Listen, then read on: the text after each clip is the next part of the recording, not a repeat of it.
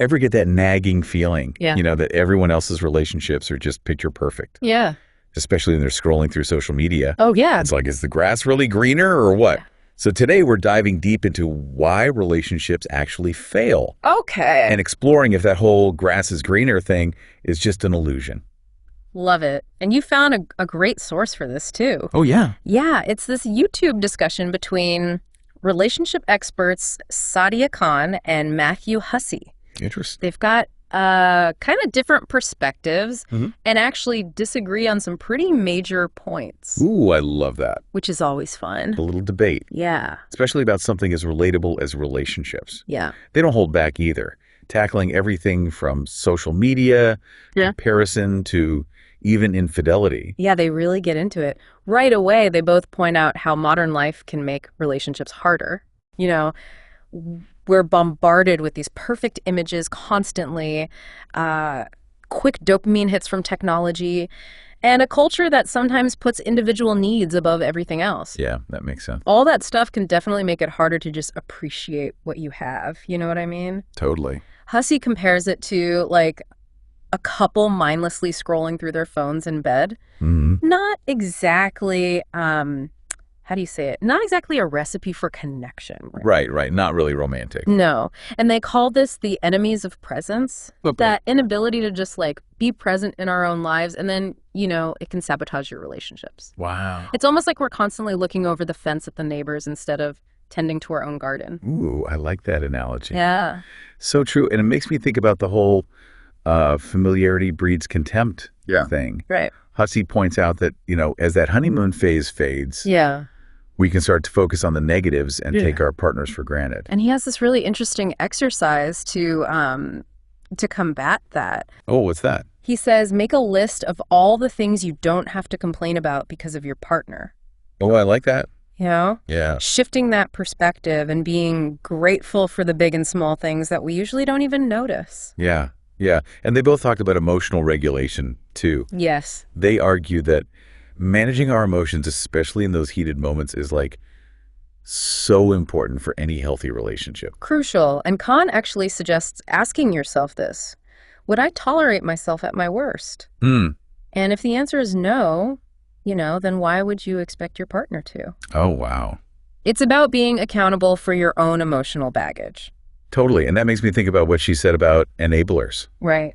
She argues that people who struggle with emotional regulation often end up with partners who just, tolerate their bad behavior. It's like they're looking for someone to enable those unhealthy patterns. Yeah, and it makes you wonder about that quote. If they can't accept me at my worst, they don't deserve me at my best. Is it really acceptance, or is it like manipulation? That's a good point. Avoiding taking responsibility. Definitely something to think about. Speaking of which, let's talk about deal breakers. Yeah. Khan is like such a big advocate for identifying and communicating your non-negotiables before you commit to a relationship. Big time. Things like whether or not you want kids, religious beliefs, how you deal with money, All that. and how involved you want your families to be. Huge. If you're just totally misaligned on those things, it's a recipe for disaster. Absolutely. And Hussey adds another layer with this scarcity mindset idea. Yeah, that fear of being alone can lead to like lowering your standards and ignoring red flags just to be in a relationship. Oh yeah, the settling trap. Exactly. And he also talks about something called anxious fawning. Oh, yeah, that one's a big one. It's like overgiving and not communicating your needs. Interesting. And it usually comes from a fear of abandonment. So it creates a very imbalanced dynamic. Okay, so like in a relationship, what does that actually look like? Well, you're constantly putting their needs above your own, even when it hurts you. And you're afraid to express your true feelings or set boundaries because you're afraid of pushing them away. You become a chameleon, basically. Yeah, you adapt to what you think they want instead of being yourself. Oh, wow. And the problem is you're not attracting the right people because you're not being genuine. And Hussey says different personality types react differently to anxious fawning, right? Yes. Someone with an avoidant attachment style might just like pull away if they sense that overeagerness. Someone with an anxious attachment style might latch on even more and try to consume you. Oh, wow. And someone who is secure will be confused because they can't connect with someone who's not being real. So it can actually backfire, Totally. especially with people who are emotionally healthy and secure. The takeaway is that we all have these weapons, like defense mechanisms when we're scared, you know? Hmm. But if we never question them or realize how they're impacting our relationships, we're just going to keep repeating the same patterns. That makes sense. It's about being aware of those default behaviors and making a choice to do something different. Okay, I like that. Now, are you ready to tackle a really tough one? Hit me. Cheating. Oh, this is where it gets good. Khan and Hussey have very different views on infidelity. Oh, really? Yeah, they spark quite a debate. Okay, I'm intrigued. What do they say? So Khan argues that when women cheat, it means they've already checked out of the relationship, Ugh. and that forgiveness actually makes it worse. Like it gives them a free pass until they find someone better. That's a bold statement. Right. What does Hussey say? He completely disagrees. He emphasizes that both men and women cheat for different reasons, Okay. and often it's because they're looking for an emotional connection that they're not getting at home. Interesting. He believes in healing and doesn't think we should, just generalize about entire genders. I see. So it's more nuanced than that. Exactly. And then they get into this whole discussion about whether forgiveness is a sign of strength or weakness, especially for men. And this is where, we're presenting both sides without endorsing either one, right? Right, of course. Infidelity is so complex and every situation is unique. So many factors to consider. Definitely. Yeah. But even though they disagree on why people cheat and if forgiveness is possible, they both agree on one thing, With that. that healing after betrayal takes time and serious work. Right. It doesn't just magically happen. And Hussey says this really powerful thing, grieve for the version of you that believed in the relationship. Mm-hmm. He says to focus on self-compassion and rebuilding your relationship with yourself. I love that. Like, you can't pour from an empty cup. Exactly. You have to take care of yourself first. And it all comes down to respect. Okay. They both agree that respect is fundamental Totally, yeah. for a healthy relationship. Without respect, there's no trust, no vulnerability. None of it. And that makes their final disagreement even more interesting. Oh, what is it? Remember how Khan was adamant that women lose respect for men who forgive them for cheating? Yeah, I remember that. Well, Hussey pushes back on that. Oh, does he? He argues that true forgiveness is a sign of strength, not weakness, no matter who you are. It's about choosing love over ego, even when it's hard. Wow, that's powerful. So who's right? That's the question, isn't it? What stands out to you? I don't know. What resonates with your experiences? It really makes you think. That's a really good question. It really does make you think. Yeah. But before we get too into forgiveness, I kind of want to go back to something Hussey said about healing after betrayal. Oh, okay. Specifically, that part about grieving for the version of you that believed in the relationship. Right. That's where self-compassion is so important, Instead of blaming yourself for being naive or foolish, Yeah. acknowledge that pain, feel it, and then focus on rebuilding your relationship with yourself. I really like how he frames that, Grieving for the version of you who had all those hopes and expectations. Yeah. It makes it feel less like you failed and more like you're just moving through loss. Absolutely. And that process is different for everyone. Right. For some people, it's therapy, journaling, nature, or reconnecting with hobbies, things that bring you joy. Yeah. It's about nourishing your soul, helping you reconnect with yourself. So it's not just moving on, it's moving forward with a stronger sense of self. Exactly. And speaking of self-awareness, Khan and Hussey touch on this idea of understanding your attachment style. Oh, attachment style, yeah. Which is basically how you relate to people in close relationships. I've heard that term, but I don't really know what it means. Oh, okay, yeah. There are a few different styles. Okay. But the main ones are secure, anxious, and avoidant. Okay. They develop when you're a kid based on your relationship with your parents. And it can really affect how you choose partners, how you communicate, how you deal with conflict. Wow, that's huge. Yeah, so someone with a secure attachment style would feel pretty safe and trusting in a relationship. Okay. Someone with an anxious style might be more worried and insecure. Yeah, I can see that. And avoidant people might pull away from intimacy or have a hard time expressing their needs. So it's like a spectrum almost. Kind of, yeah. The point isn't to label yourself, it's just to be aware of these tendencies. Right. So you can make good choices instead of just reacting from a place of fear. Makes sense. And it connects back to what Hussey said about those weapons we use. Exactly. Like, if you're always people-pleasing or overgiving, you might attract people who take advantage. Yeah. And that it's like you're setting yourself up to get hurt again. Totally. But if you can see those patterns and change them, that's where the real growth happens. Absolutely.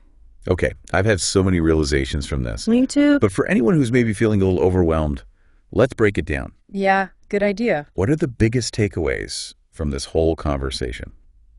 Well, first of all, relationships are complicated. There's no easy answer, you know? Right. What works for one couple might not work for another. Totally. Yep. So it's about finding what works for you and your partner. Exactly. Based on your values, needs, and goals. But how do you even figure that out? Communication is key. Khan and Hussey both say open and honest dialogue is super important. Oh, yeah. Especially about those deal breakers and those deeper needs that are hard to talk about. Right. Don't assume they just know. No. You have to actually speak up. And be willing to listen even when it's uncomfortable. Oh, for sure. Those conversations can be tough. They can be, but they're necessary if you want a strong foundation. Okay. That's good advice.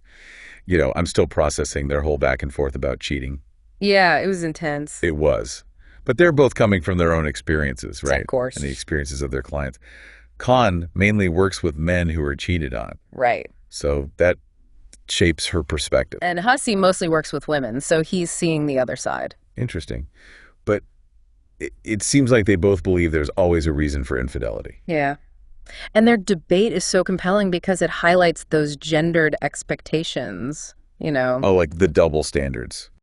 Exactly. Khan seems to think women are more calculating and less forgiving. And Hussey's like, no, it's not that simple. Yeah, like we have these scripts for how men and women should act. Right. And Hussey warns about the dangers of those stereotypes. They can cause a lot of problems. For sure. So if we move past the gender stuff, what are some practical tips for dealing with infidelity? Yeah, good question. Whether you were cheated on or you did the cheating, the first thing is to acknowledge the hurt and betrayal. Yeah. Don't ignore it. So feel the pain and process it before making any decisions. Yeah, and if you were the one who cheated, take responsibility. No excuses, no blame shifting. Got it. Be willing to rebuild trust. So honesty and accountability on both sides. Absolutely. And it's important to understand why it happened. Was it a one-time thing? Or are there deeper problems in the relationship? Like unmet needs, bad communication. Right. If you just sweep it under the rug, it's not going to fix anything. That makes sense. And maybe that's where couples therapy could help. Exactly. It gives you a safe space to talk about those issues. Yeah. And they also said that forgiveness doesn't mean you're condoning the behavior. So important. You can forgive and still leave the relationship. Right. Or forgive and set boundaries to protect yourself. It's about what feels right for you. Exactly. And your needs and values, no matter what anyone else thinks. Absolutely. Okay. Okay, so let's circle back to forgiveness in general. Okay. That question they ended with was so good. Which one? What does true forgiveness look like to you? Does it mean forgetting, accepting, something else? Yeah, that's the big question. And that's what we'll explore next. It really makes you think, doesn't it? It does. Like, do you have to wipe the slate clean, just forget everything that happened? Right. Or is it more about accepting what happened and somehow moving on? It's tough, right? I think what Khan and Hussey are saying is there's no one right answer. Yeah. Forgiveness is personal, you know? It's not a destination, it's a journey. It's not about what other people think or some societal rule. It's about finding what feels right for you.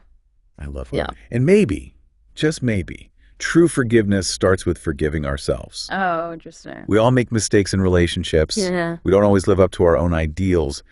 But beating ourselves up about it doesn't help. Totally. It just keeps us stuck in that shame and guilt. I completely agree. Giving ourselves that same compassion we give to others is so freeing. Yeah. It lets us learn from our mistakes, you know, grow and become better partners. So as we wrap up this deep dive into why relationships fail, Yeah. what's the one thing you hope people take away from this conversation? I think the most important thing is that relationships are a journey, not a destination. Okay. There will be ups and downs, good times and bad times. It's not always easy. No. But if you can approach those challenges with honesty and compassion, you know, Yeah. and a willingness to learn and grow together, then you're on the right track to creating a love that lasts. That is so beautifully said. It's about embracing the messiness, the imperfections, and knowing it's all part of the process. Yeah, and never forgetting that you deserve a love built on respect, trust, and connection. Couldn't have said it better myself. So, as you go about your day, think about that question. Okay. What does true forgiveness look like to you? And how can you bring more of that forgiving spirit to your relationships and to yourself? Because that's where it starts, Yeah. you know? Self-love, self-acceptance, and the belief that we're all worthy of love and connection and happiness. Couldn't agree more. On that note, we'll leave you to ponder those deeper questions. Yeah. Until next time, keep diving deep, keep learning, and keep exploring the amazing world of human connections. See ya.